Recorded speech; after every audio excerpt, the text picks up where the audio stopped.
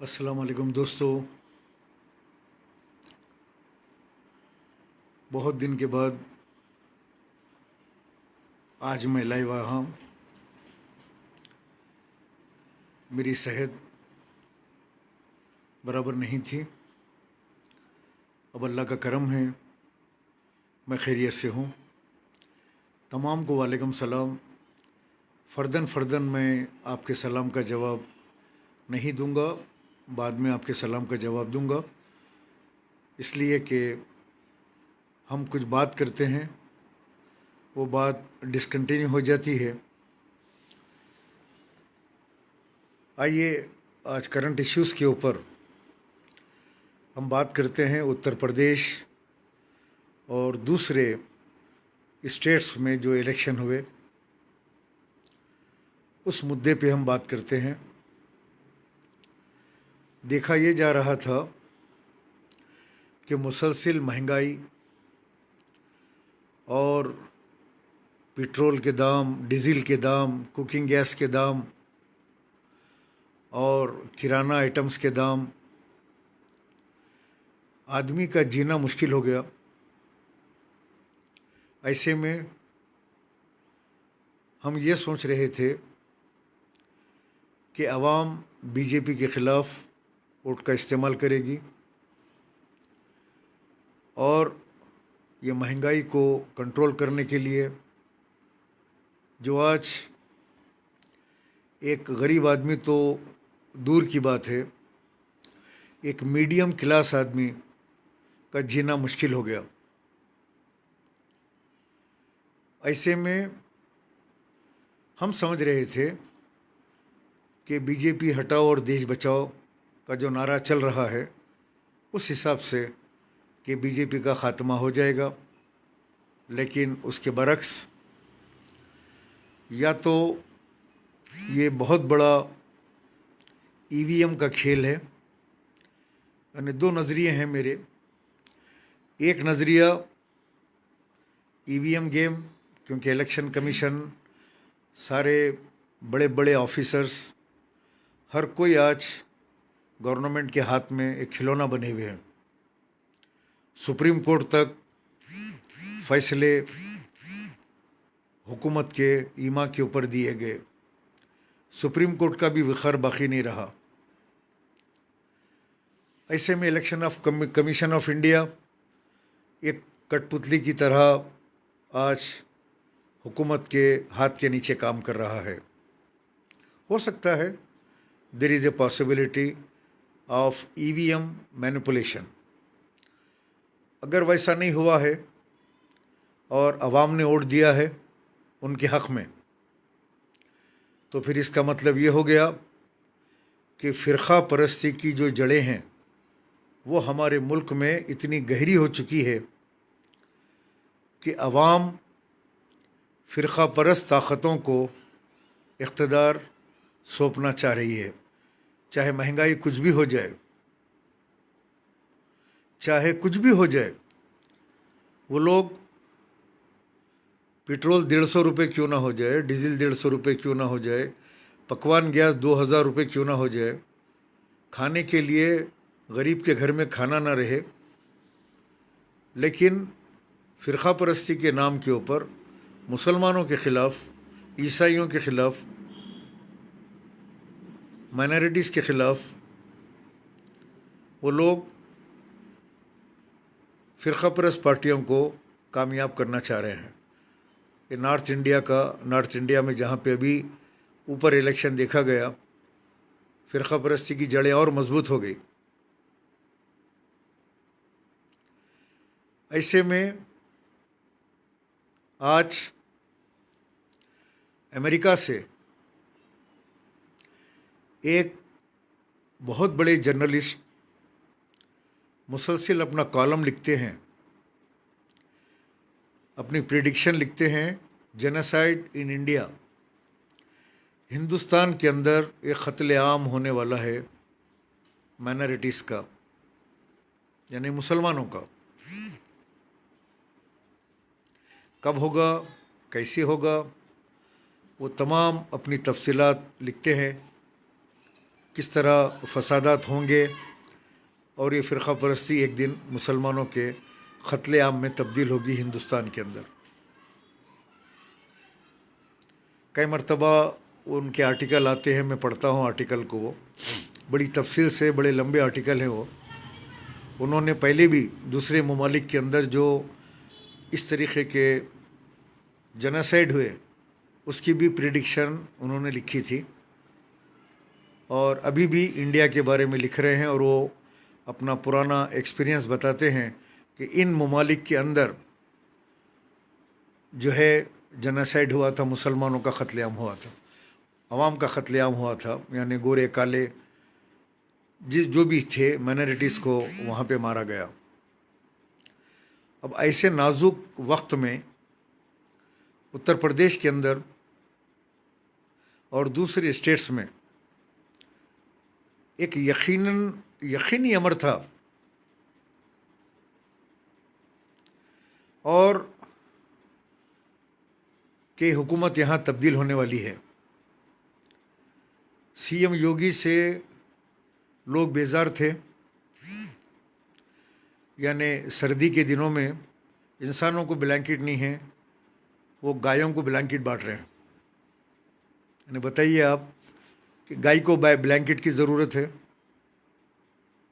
गायों के लिए एम्बुलेंसों का इंतज़ाम, गायों के लिए बड़े बड़े सेंटर्स, आवाम के लिए, बच्चों के लिए मेडिकल सेंटर्स नहीं है, मेडिकल का सही ट्रीटमेंट नहीं है इंसानों के लिए, लेकिन करोड़ों रुपए बजट के अंदर गाय माता के नाम के ऊपर अलाटमेंट होते हैं। ऐसे में आवाम बेजार हो चुकी थी, लेकिन फिर भी आवाम ने वोट दिया। उसकी दो वजह है। एक वजह तो हम यूपी के मुसलमानों से शर्मिंदा हैं। हम हैदराबाद के मुसलमान उत्तर प्रदेश के मुसलमानों से माफ़ी चाहते हैं कि हमारे पास से कुछ लोग आपके पास आए, आकर आपको हथेली में जन्नत दिखाई, बड़े बड़े वहाँ पे दावे किए, बड़ी बड़ी तकारीर की, बड़े बड़े जुलूस निकाले, हेलीकॉप्टर के अंदर बैठ के फिरे,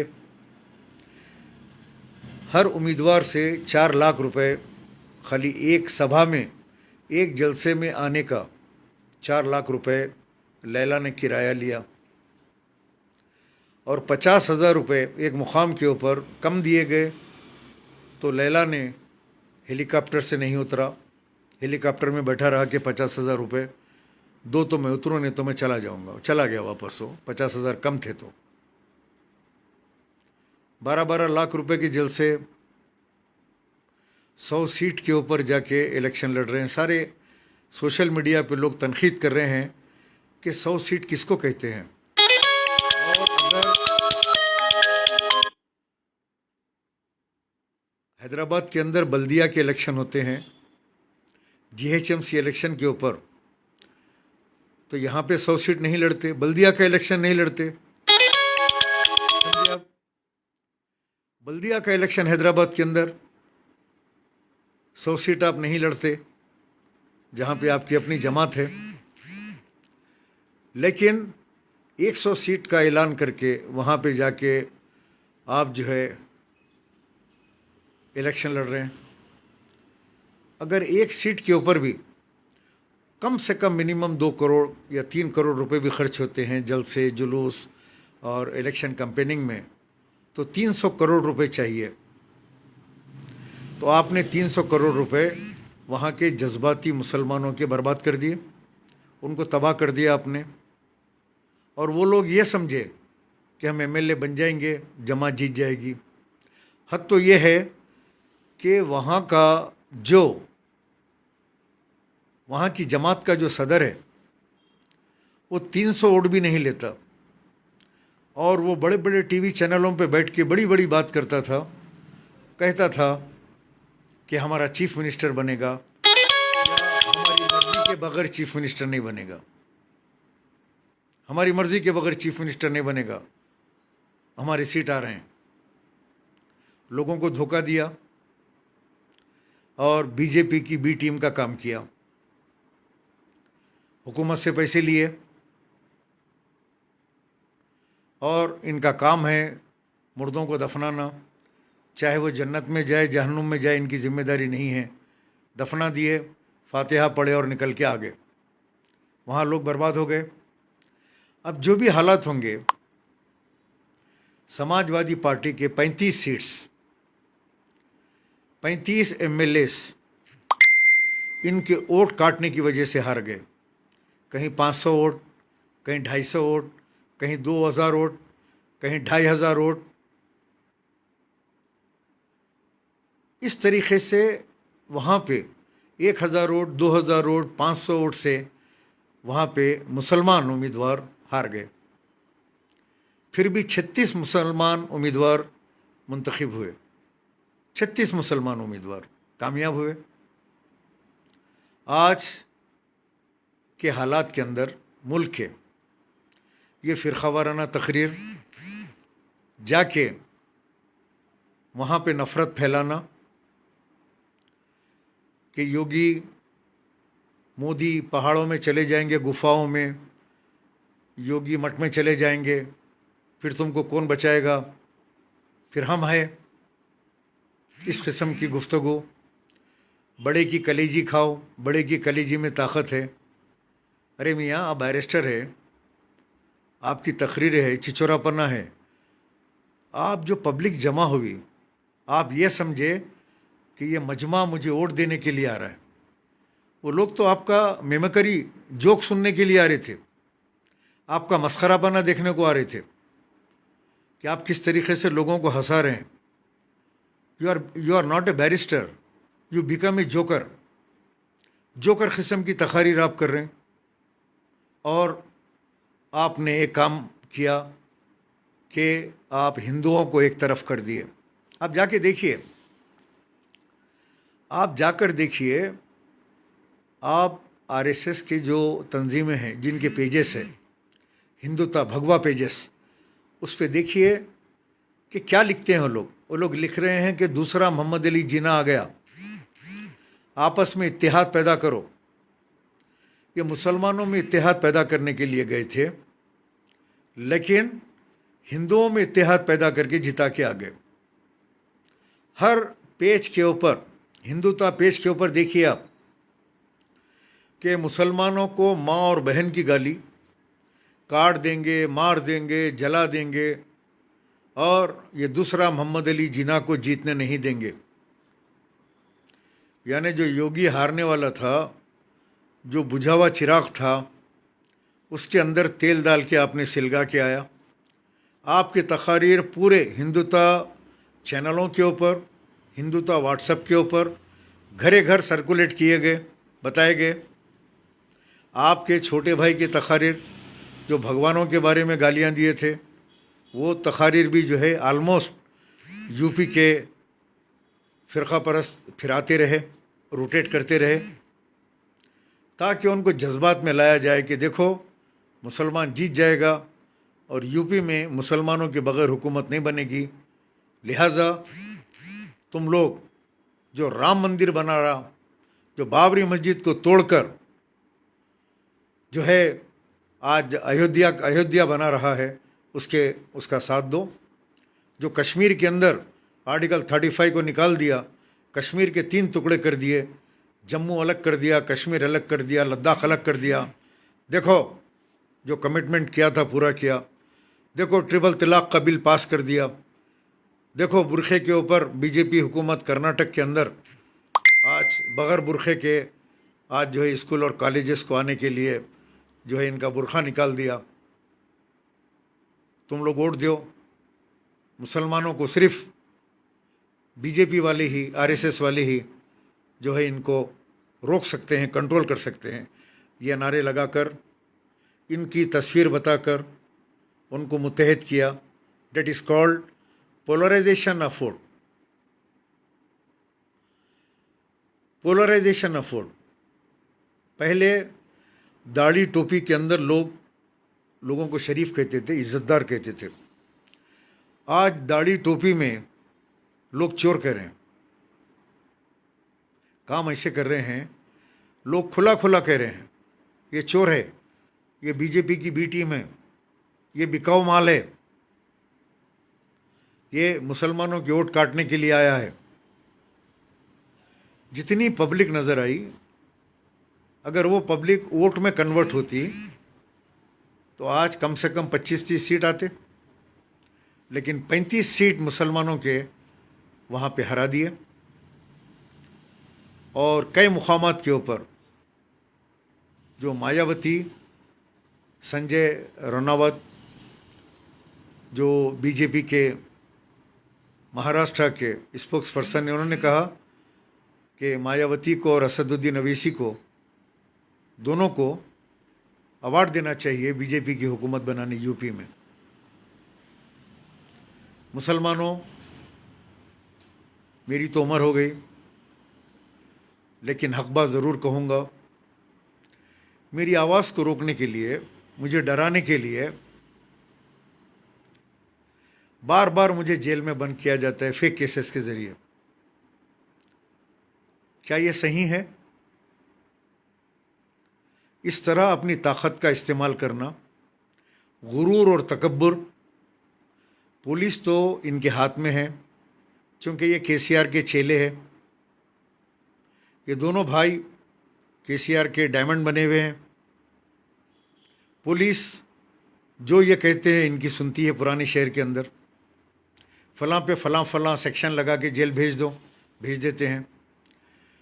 लेकिन इनको ये सोचना चाहिए, जब कोई मज़लूम जिसके ऊपर आप जेल में बंद करते हैं, तो वो वहाँ क्या करता है?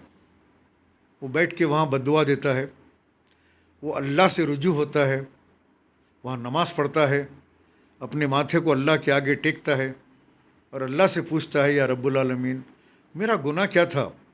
आपने जिसको ताकत दी, इख्तिदार दिया, वो अपने ताकत का और अपने इख्तिदार का गलत इस्तेमाल करके आज जो है अपने मुखालिफिन को उसी तरीक़े से जिस तरह फ़िरौन करता था, उसी तरीक़े से जिस तरह शद्दाद करता था, उसी तरीक़े से जिस तरह नमरूद करता था, उसी तरीक़े से जिस तरह अबू जहल करता था, उसी तरीक़े से जो तारीख़ में गुज़रे हैं ज़ालिम, इख्तिदार के नशे के अंदर जो काम करते थे, आज वही काम हैदराबाद के अंदर सियासी जमात के नाम पे, मुसलमानों के नाम के ऊपर जीत कर आज अवाम की आवाज़ को ताकत के ज़रिए दबाना और दौलत के ज़रिए दबाना, हुकूमत की पुलिस के ज़रिए दबाना, और उसके बाद ये कहना पुलिस से कि आके मिल जाओ, सरेंडर हो जाओ, हमारे पास आ जाओ।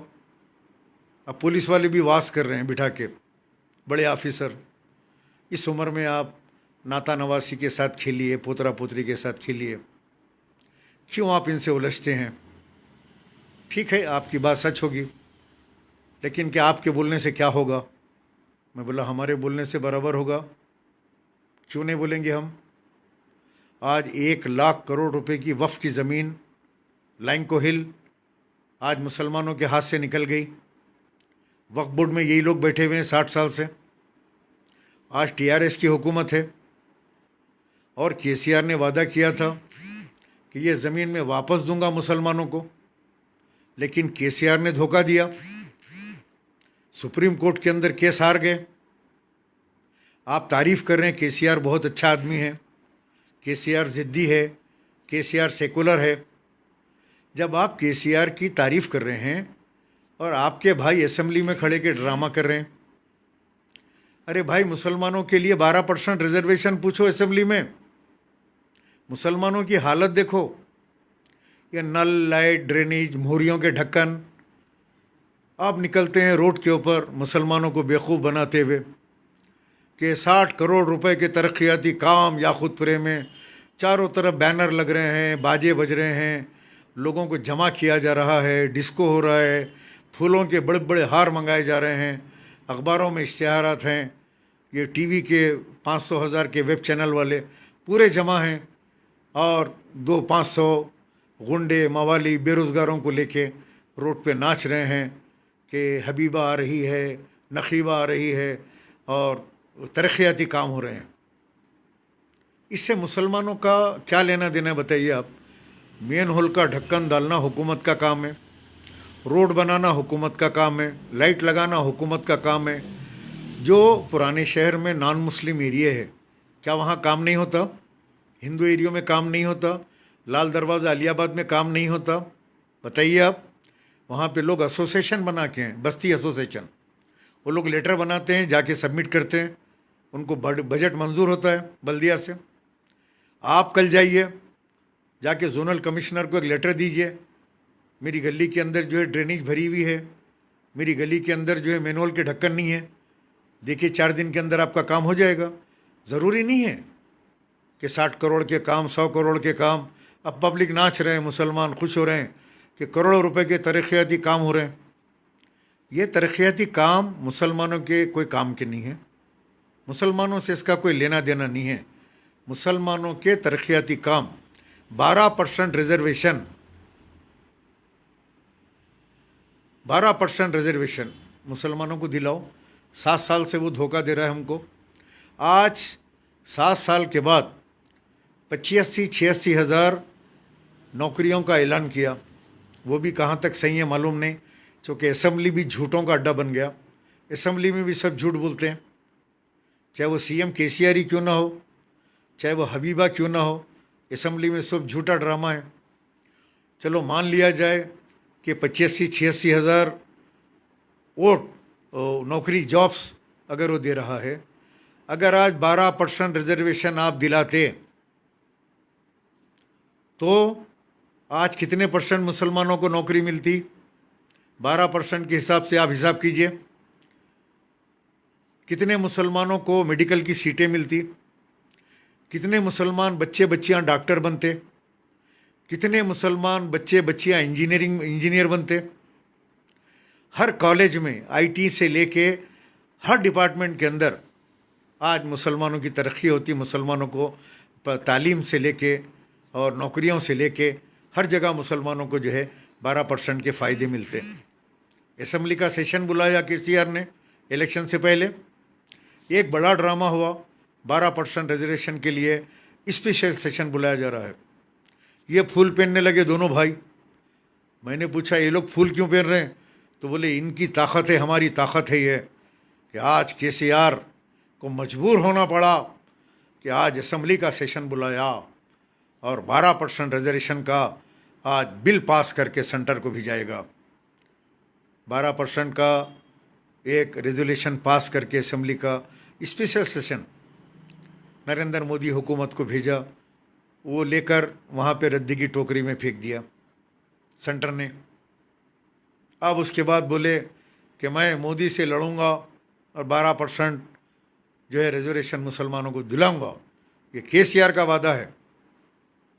उसके बाद जब जलसे में एक नौजवान उठ के पूछता है केसीआर 12% रिजर्वेशन का क्या हुआ, तो वही केसीआर कहता है बैठो बैठो बैठो, तुम्हारे बाप को भी बोलते बैठो। बिठा दिया। उसके बाद कहानी ख़त्म। मैं सुप्रीम कोर्ट जाऊंगा, तमिलनाडु के तर्ज पे 12% रिजर्वेशन दूंगा। अरे कहाँ है 12% रिजर्वेशन प्यारे? क्या तुम दिलाने में कामयाब हुए? नहीं हुए तो फिर क्यों उसके साथ हो? क्यों केसीआर का साथ दे रहे हो? क्यों उसको झेल रहे हो? सारे हिंदुस्तान के पार्टियों को तो गालियां देते घूम रहे हो, समाजवादी पार्टी के तो पीछे पड़ गए कि वो समाजवादी पार्टी से तो बीजेपी अच्छी है। चलो नहीं जीता हो, तुम जो काम करना था वो काम करके वापस आ गए। मायावती को तुमने बुरा भला कहा। कांग्रेस के तो ऐसे दुश्मन हो गए जैसे कांग्रेस इनको जो है दारुसलाम नहीं दी, इनको मेडिकल कॉलेज, इंजीनियरिंग कॉलेज। आज इनकी जो भी तरक्की है वो सब कांग्रेस की तरफ से है। लेकिन सारी जमातों के खिलाफ बंगाल पहुँचे, बंगाल में ममता बनर्जी के खिलाफ, बिहार पहुँचे, बिहार में जो है आरजेडी के खिलाफ, जहाँ गए हर स्टेट की सियासी पार्टी के खिलाफ वहाँ जाके मुसलमानों के वोट को कटाना। लेकिन तेलंगाना के अंदर 7 सीटों पे 8 सीटों पे लड़ना, वही 7 सीटों पे रहना, यहाँ पे केसीआर की तारीफ़ करना, चाहे वो 12% रिजर्वेशन ना दे, चाहे वो पीवी नरसिम्हा राव की 7 साला तकारीब करके करोड़ों रुपए खर्च करे, चाहे वो लुम्बिनी गार्डन का नाम पीवी नरसिम्हा राव ना मार्ग रख दे, चाहे वो लुम्बिनी गार्डन के पास पीवी नरसिम्हा राव का जो है बहुत बड़ा पुतला लगा के उसके नीचे हसदुद्दीन अवैसी का नाम लिख दे, जबकि वो एरिया एमपी का इनको नहीं आता, फिर भी उसके ख़त्मों में इनका नाम लिखा हुआ है, आज भी लिखा हुआ है नाम, तख्ती नेम प्लेट है उसके नीचे। मुसलमानों को वक्फ बोर्ड का जुडिशियल पावर नहीं दिया, 7 साल पहले वादा किया था, लेकिन आज तक ये लोग जुडिशियल पावर लेने में नाकाम हो गए। बताइए आप, क्या मैं कोई गलत बात तो नहीं कह रहा हूँ? मैं बात जो कर रहा हूँ वो हक की बात कर रहा हूँ, मैं गलत बात नहीं कर रहा हूँ। टोली मस्जिद की ज़मीन बेच के खा गए, पूरे शादी खाने बना दिए, मस्जिद की ज़मीन है वो, वफ़ की ज़मीन है, अल्लाह के घर की ज़मीन है, उसमें सदर साहब के भी शादी खाने हैं। क्या भाई, एयरपोर्ट के अंदर 1200 एकड़ कीमती ज़मीन हज़रत बाबा शरफुद्दीन साहब रहमतुल्लाह अलैह वक्फ लैंड, 1200 एकड़ कीमती ज़मीन आज की एयरपोर्ट के अंदर चली गई। शेरा हैदराबाद में मौजूद है, लेकिन मामला कर लिए, लैंको हिल के अंदर मामला कर लिए, एयरपोर्ट की मस्जिद उमर फ़ारूक शहीद होते वक्त मामला कर लिए, सेक्रेटेरिएट की मस्जिदों का मामला कर लिए, एक खाना मस्जिद का मामला कर लिए। 5 मुसलमानों का इनकाउंटर हुआ, विखार एंड अदर्स, हथकड़ियों बेड़ियों में गोलियां मार दी पुलिस ने केसीआर की। बताइए आप, आज तक उसकी इंक्वायरी नहीं हुई।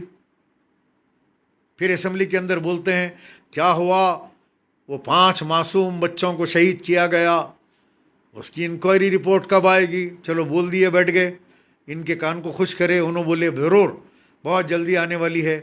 आज 7 साल हो गए, 8वां साल है, इंसाफ नहीं मिला। किशनबाग फायरिंग के 5 मुसलमानों का इंसाफ नहीं मिला।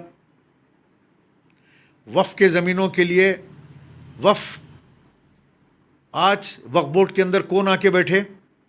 वही चोर जो आज 50 साल से वक्फ बोर्ड के मेंबर हैं, इन्हों सदर है उसके, एमपी कोठे में इन्हों बैठे हुए हैं, एमएलए कोठे में इनका आदमी, दरगाहों के कोठे में इनका लैंड ग्रैबर निज़ामुद्दीन, वो शराबी जावेद वो बैठा हुआ है।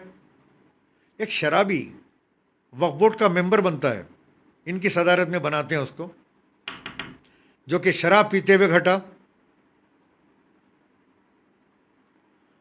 बहरहाल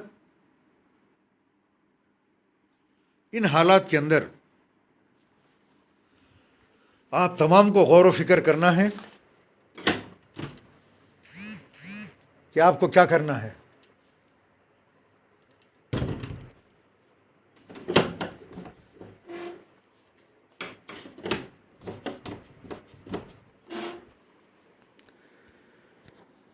वरना अब आने वाले दिनों में मैं तो कहूँगा कि हैदराबाद की सीट भी ख़तरे में है, हैदराबाद की सीट भी वाशफ होने वाली है, इसलिए कि यहाँ पे मुसलमान बहुत ज़्यादा नाराज़ हैं। सोशल मीडिया पे देखिए कल से क्या क्या चल रहा है, किस तरह लोग कमेंट कर रहे हैं, किस तरह लोग मजाक उड़ा रहे हैं, 100 सीट का मजाक उड़ा रहे हैं। 100 सीट कोई बच्चों का खेल है? जो खुद के हैदराबाद में बल्दिया का इलेक्शन नहीं लड़ते 100 सीट पे, वो यूपी में जाके एमएलए इलेक्शन लड़ रहे हैं। खुला खुला समझ में आ रहा है ये अपने आप को बचाने के लिए, अपनी दौलत अपनी ताकत को बचाने के लिए, अपने इक़्तिदार को बचाने, ये नहीं चाहते कि इनको जेल हो, ये नहीं चाहते कि इनका भाई जो तकरीरों के केस में है वो 6 साल या 10 साल के लिए जेल जाए। अपने ज़ाती मफाद के लिए, अपनी दौलत कमाने के लिए आज पूरे मुसलमानों को दाव पे लगा दिए,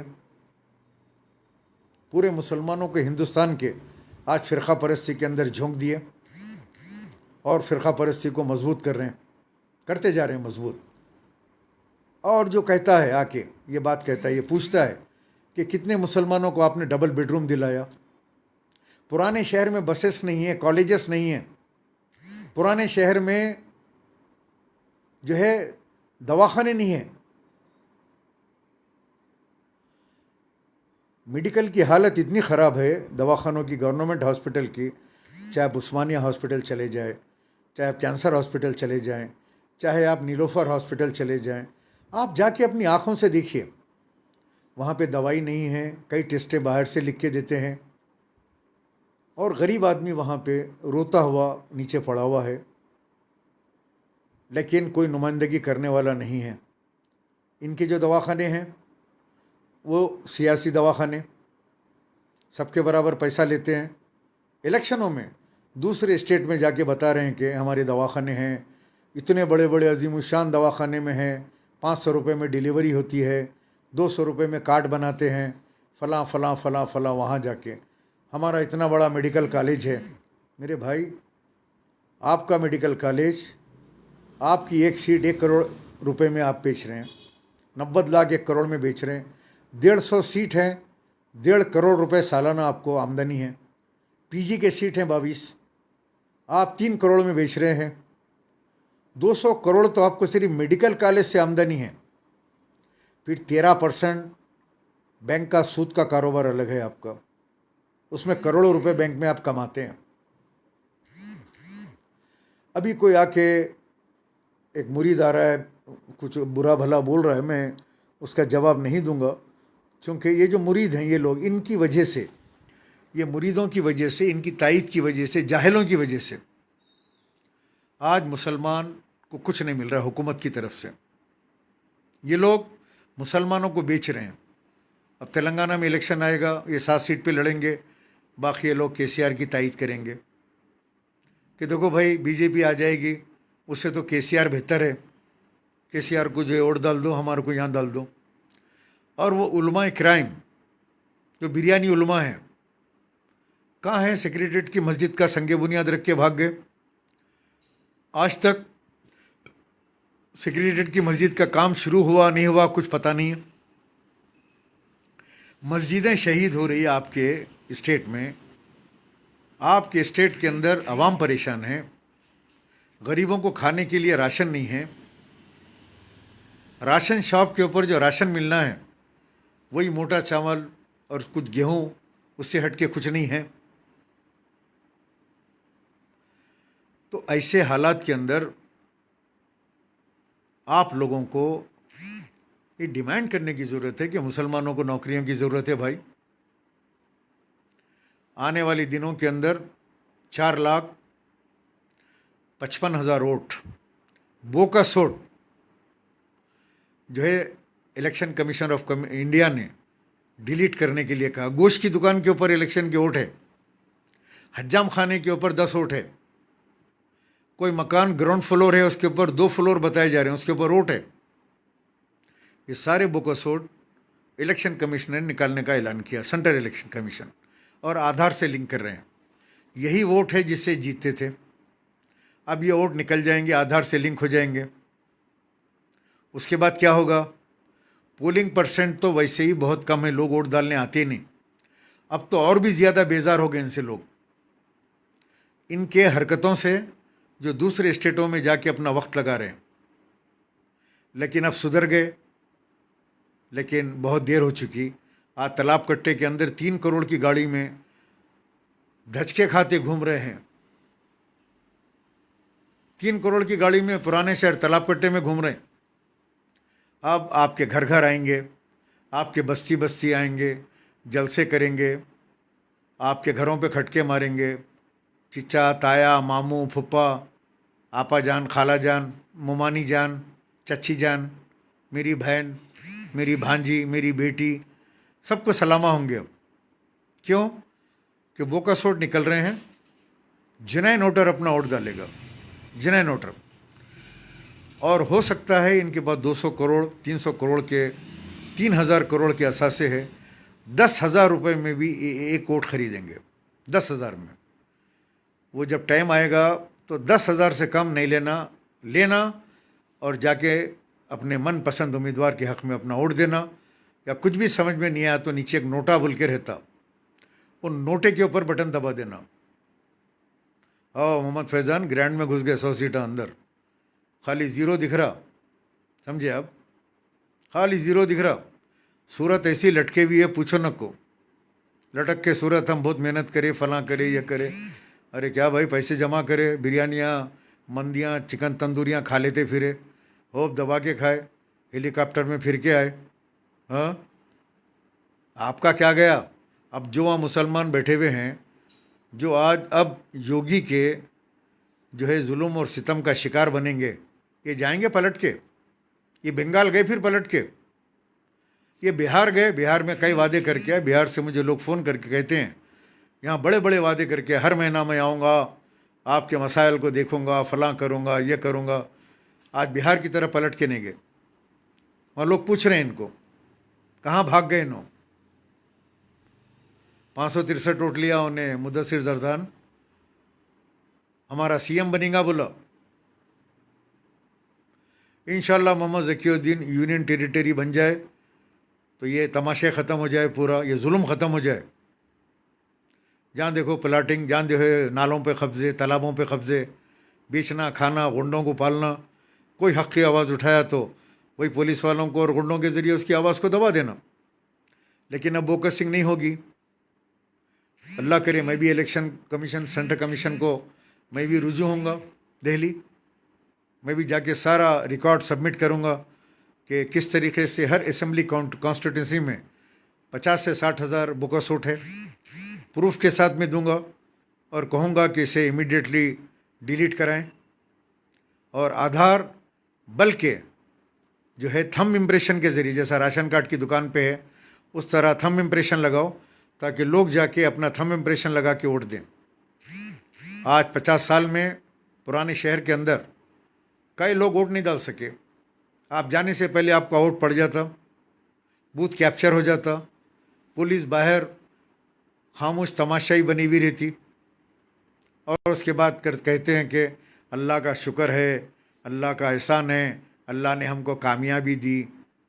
लेकिन अब आने वाले दिनों में ये जो है कामयाबी जो है मिलती नहीं मिलती, पुराने शहर में तब्दीली लाने की ज़रूरत है। अच्छे लोगों को मुंतखब करो यार, जो काम करने वाले। यही पुराने बिसांदे, इनकी सूरतें देख देख के वक्कारियाँ आ रहे हैं।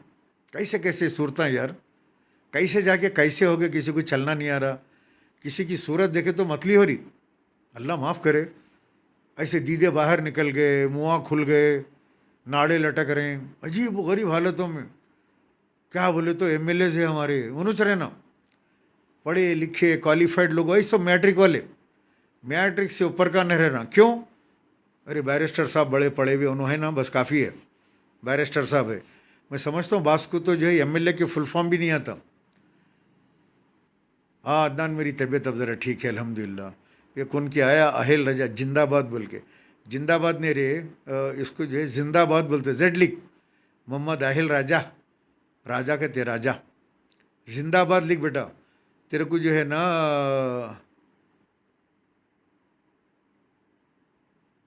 तो राजा, हमारे पास एक ग्रैंडो मशीन रहती है बेटा यहाँ पे, हमारी अपनी ओन मैन्युफैक्चरिंग है ग्रैंडो मशीन की। तो तुम लोगों के लिए आते हैं हमारे पेज पे, नियाना बोलते हैं ना हम, कि जाहिल मुरीद और कुत्ते not allowed, dogs not allowed. तो अब तुम आ गए तो तुम्हारे को 3 डोज ग्रैंडोमाइसिन के जो है हमारी तरफ से फ्री है। ग्रैंडोमाइसिन ले लो, थोड़ा कंट्रोल हो जाएगा, कहीं भी जाके गाली गलौज नहीं करेंगे। बहरहाल कौन किया है, अब्दुल मोहम्मद अब्दुल इरशाद सलीम बुड्ढा, ओके थैंक यू। और तमाम को वालेकुम सलाम। लौंडी योगी के साथ भाग गई भाई, लौंडी वैसे भी बुढ़ी हो गई। आज मैं पोस्ट लगाया ना, लौंडी का इंतकाल हो गया बोल के। अच्छा, कल से अब तक मुरीदा नहीं दिखे कहीं भी सोशल मीडिया पे, वरना ये मुरीदा तो आज फिरौन बन जाते थे। आज वो नाचते थे, वो खुश होते थे, यूपी में झंडे गाड़ दिए, यूपी में कामयाबी के, और जो है वो कर दिए, फलां कर दिए। हाँ, नासिर चाउश, ये जो है लोग, हाँ क्या है, इन लोगों को कुछ भी नहीं है, खाली ये बिल्कुल जाहिल किस्म के हैं, और इन लोग 4 पैसे कमाते हैं इन लोगों से। इन्होंने दोनों मिलके जो है उल्लू बना रहे हैं। ये सब लुटेरे हैं पूरे, ये मेनहोल के ढक्कन बेच के खाने वाले, खंबे चोरी करके बेच के खाने वाले, इलेक्ट्रिक के वायर चोर तांबे के चोरी करने वाले, पूरे चोर हैं ये। आप जितनों को देखो आप पूरे बेरोज़गार, ऑफिसा खोल के मामले करते बैठना, पुलिस में मखबरी करना, दलाली करना, ये काम है। क्या किसी गरीब की मदद कर रहे हैं लोग? बस्ती में किसी का काम करते हैं, किसी गरीब की मदद करते हैं? बहरहाल मैं हसदुद्दीन अवीसी को कहूँगा कि आप में ज़री भी गैरत है तो आप जमात की सदारत से इस्तीफ़ा दे दीजिए। जमात आपकी नहीं है, ये आपके बाबा की जमात नहीं है, आपके दादा की जमात नहीं है, ये क़ायद मिल्लत नवाब बहादुर यार जंग अलैहि रहमा की जमात है।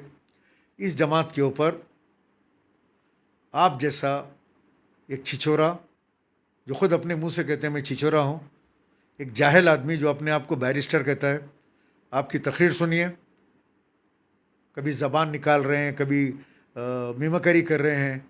आप बैरिस्टर की स्पीच है वो। आप इस्तीफ़ा दीजिए, किसी पढ़े लिखे तालीम याफ्ता आदमी को, एक किसी मुदब्बिर को। देखो इंडियन यूनियन मुस्लिम लीग केरला के अंदर कैसे पढ़े लिखे लोग आज इक़्तिदार के ऊपर एक ज़माने से हैं।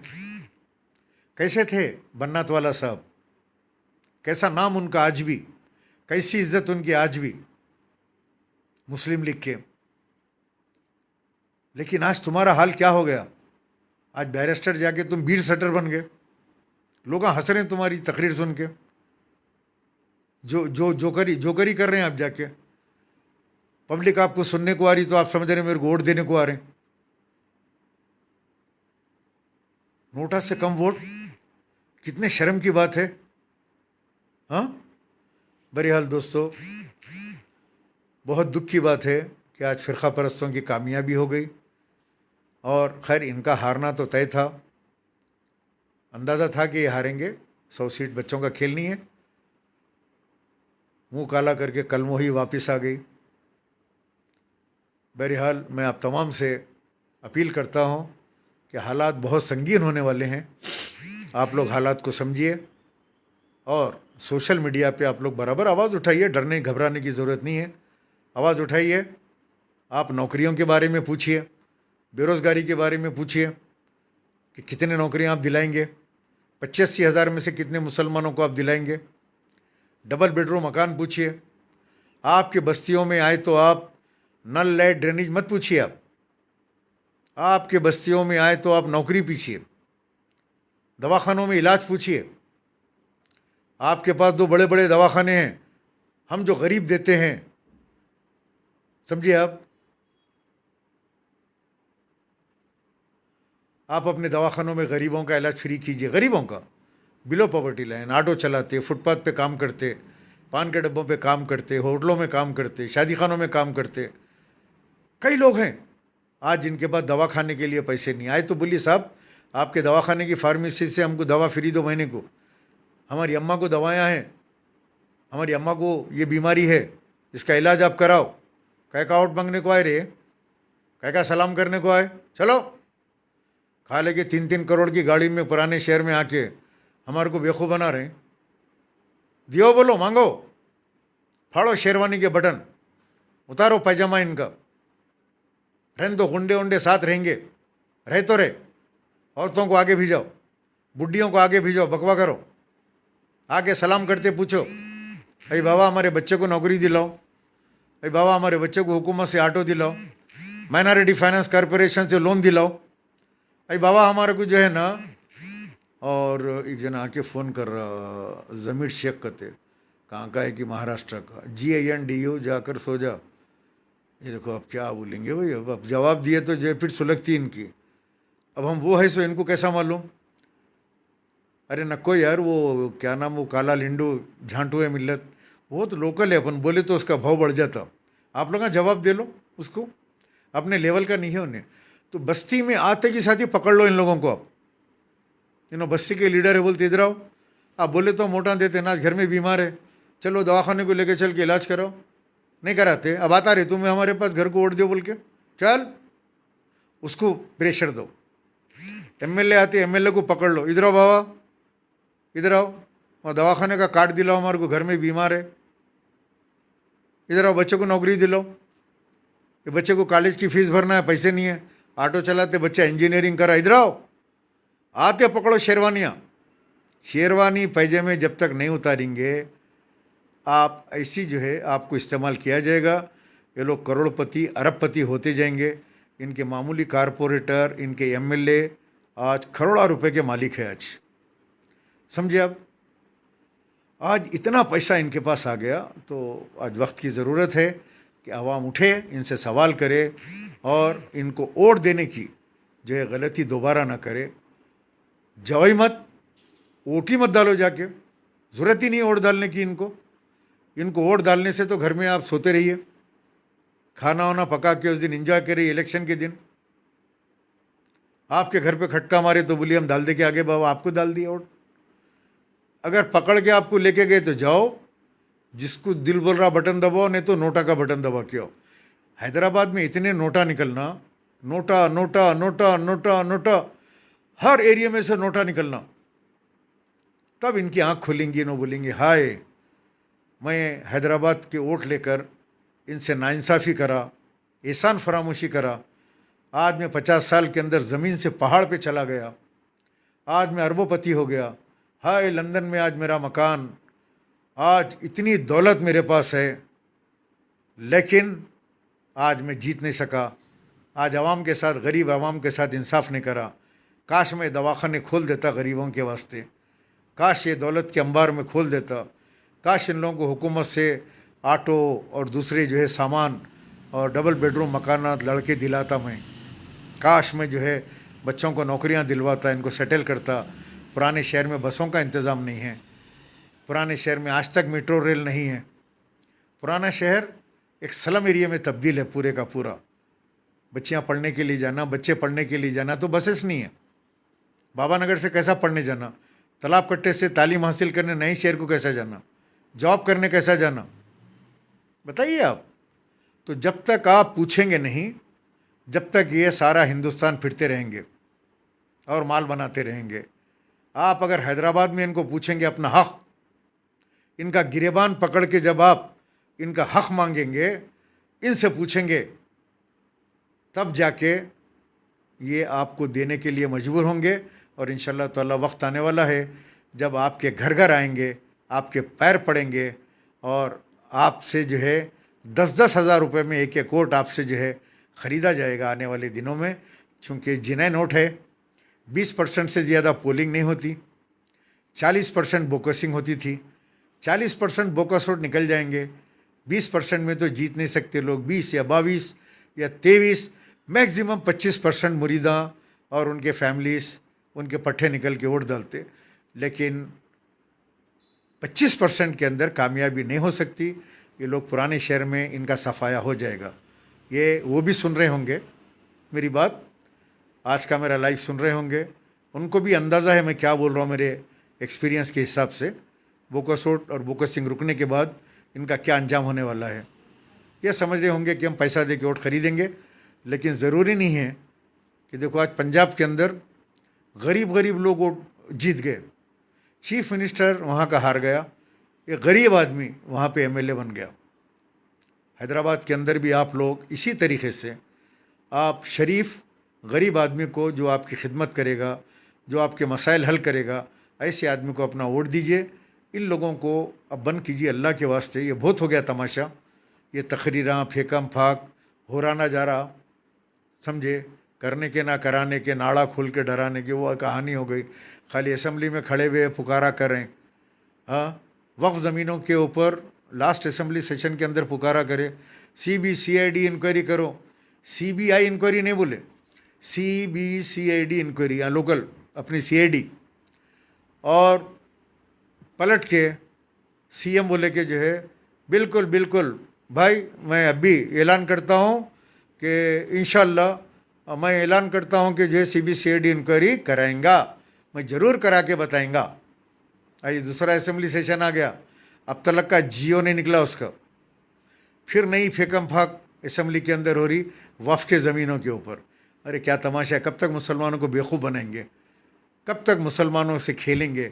आज बेरोज़गारी का हाल देखो, पहले गल्फ़ के दरवाज़े बंद हो गए। बहरहाल ये मुरीदों को छोड़ो, जाहिलों को, निकालो मरीजों को, और अल्लाह के लिए आप लोग इनसे पूछो, सोशल मीडिया पे भी पूछो, आपके बस्तियों में आए तो पूछो, ठंडे तरीके से पूछो, अस्सलाम वालेकुम साहब, नौकरी हो ना साहब, साहब जॉब दिलाओ साहब, मैं पढ़ा हुआ हूँ साहब, मेरा बच्चा पढ़ा लिखा है लेकिन नौकरी नहीं है साहब, गवर्नमेंट की नौकरी दिलाओ साहब, साहब हमारे बच्चे को एक डॉक्टरी की सीट दो ना साहब, सबके सामने पूछो, एक एमबीबीएस की सीट दो साहब। देते तो नहीं आपको, लेकिन सबके सामने जलील करो, ताकि ये लोग जाके दूसरे स्टेट में ये ना बताएं कि आज हम मुसलमानों के लिए मेडिकल कॉलेज है, इतने डॉक्टर बनते हैं, इतनों को हम डॉक्टर बनाते हैं। वो सब 1-1 करोड़ रुपए दे के बड़े बड़े घर के बच्चे पढ़ते हैं, जिसमें मुसलमान कम और गैर मुस्लिम ज़्यादा इनके कॉलेज में। इतना पैसा मुसलमानों के पास कहाँ है। चलिए दोस्तों, इजाज़त दीजिए, इंशाल्लाह फिर मैं लाइव आता हूँ। बहरहाल यूपी के अंदर इनकी जो हार हुई है उसके अंदर मेरा भी योगदान है। मैंने भी बहुत बद्दुआ दी थी जेल में, और ये आज मुंह लटका के, और इनके जो मुरीदा हैं 3 दिन से कोमा में हैं, और बर्नौल नहीं मिल रही है कहीं भी, किसी मेडिकल हॉल पे बर्नौल नहीं है। आप जाके पूछिए, सारी बर्नौल ले लिए, ख़रीद लिए और जो है घुसेड़ लिए। गिरैंडोमाइसिन का स्टॉक ख़त्म हो गया, शर्म के टैबलेट भी नहीं मिल रहे। बहरहाल कोई एक आके मुसलसिल ऊपर गालियाँ दे रहा, तो मैं उसको यही कहूँगा, मियाँ मैं डाइटिंग पे हूँ। मैं खुद याकुतपुरा गालियालॉजी डिपार्टमेंट का प्रोफेसर हूँ, डीन हूँ। मेरे खुद कई स्टूडेंट्स हैं। तू जो है ना, मेरा फ़ोन नंबर लेके इनबॉक्स में मुझे फ़ोन करके गालियाँ दे, फिर मैं तुझे गालियाँ क्या होते, कैसे होते, कितने टाइप के गालियाँ होते, लॉन्ग गाली कैसा होती, शॉर्ट गाली कैसा होती, हाँ वो मैं तेरे को तमाम जो है मैं बताता हूँ। ग्रामर के साथ गाली कैसा होती, बगैर ग्रामर के कैसा होती, समझा। तो हाँ, अब ये टाइम नहीं है। और मेरे कहते को ये जमीर शेख बोल के ऐसा दिख रहा उन्हें, नकीबा हबीबा किसी का बच्चा है, या फिर अपनी बेडशीट का ही जो है दिख रहा। बहरहाल दोस्तों, इजाज़त दीजिए, इंशाल्लाह फिर मुलाकात होगी। बहरहाल इनसे होशियार रहो, समझिए आप, होशियार रहो इन लोगों से सवाल करो, अल्लाह के लिए सवाल करो। ये बीजेपी दलालों से होशियार रहो, ये बीजेपी वोट कटुओं से होशियार रहो।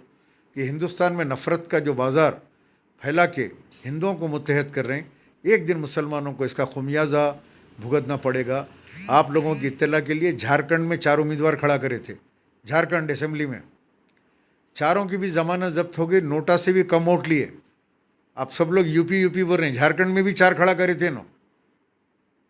बहरहाल हर जगह ये खड़ा करना और धंधा बनाना, पैसे कमाना, उम्मीदवारों से पैसे लेना, पैसे कमा के हैदराबाद वापस आ जाना। उनको मालूम है कि हैदराबाद में तो अपने कोई पूछने वाला नहीं है, अपने को वोट मिल जाता है हैदराबाद में। ये जाम को तोड़िए आप लोग। अब काम करेंगे तो मियाँ वोट मिलेगा, अब गरीबों को नौकरियां दिलाएंगे तो वोट मिलेगा, आप मुसलमानों के साथ इंसाफ करेंगे तो वोट मिलेगा, नहीं तो वोट नहीं मिलेगा। ये उनको याद दिला दो।